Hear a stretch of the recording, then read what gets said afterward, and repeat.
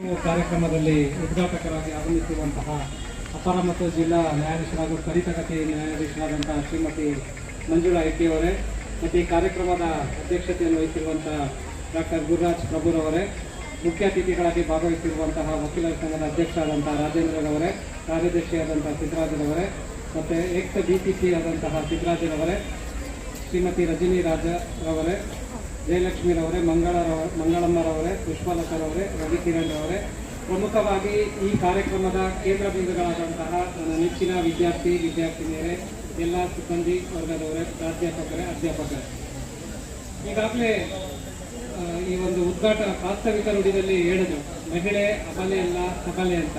ಈ ಒಂದು ಸಬಲೆ ಸಮಿತಿ ಅನ್ನುವಂಥದ್ದು ಮಾಡಿರುವಂಥದ್ದು ನಿಜವಾಗಿ ಸಹ ಒಂದು ಪ್ರಗತಿದಾಯಕ ಅಂದರೆ ತಪ್ಪಾಗಲಾರ್ದು.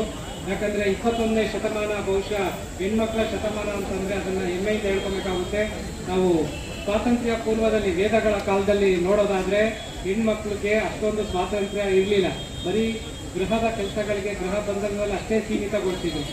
ಆದರೆ ಸ್ವಾತಂತ್ರ್ಯ ಏನು ಅನೇಕ ಮಹಾನುಭಾವರು ಏನು ಸ್ವಾತಂತ್ರ್ಯ ಪೂರ್ವದಲ್ಲಿ ಹೋರಾಟ ಮಾಡಿದ್ದಾರೆ, ಜ್ಯೋತಿಬಾ ಫುಲೆ ಇರ್ಬೋದು, ಮತ್ತು ಸ್ವಾತಂತ್ರ್ಯಕ್ಕೆ ಹೋರಾಟ ಮಾಡಿದಂಥ ಕಿತ್ತೂರು ರಾಣಿ ಚೆನ್ನಮ್ಮ ಇರ್ಬೋದು, ಸರೋಜಿನಿ ನಾಯ್ಡು ಇರ್ಬೋದು, ಇವರೆಲ್ಲ ಸ್ವಾತಂತ್ರ್ಯ ಪೂರ್ವದಲ್ಲಿ ಹೋರಾಟ ಮಾಡಿದಂಥವ್ರು ಮಹಿಳೆಯರ ಹಕ್ಕುಗಳಿಗಾಗಿ ಮತ್ತು ದೇಶದ ಸ್ವಾತಂತ್ರ್ಯಕ್ಕಾಗಿ.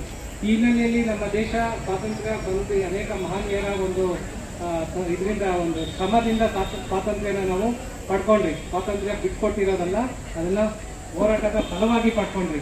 ಸ್ವಾತಂತ್ರ್ಯ ಬಂದ ಮೇಲೆ ಯಾವ ರೀತಿ ಸುಧಾರಣೆ ಆಗಬೇಕು ಅನ್ನೋಂಥ ಒಂದು ನಿಟ್ಟಿನಲ್ಲಿ ನೋಡಿದಾಗ ನಾವು ಇವತ್ತೆಲ್ಲ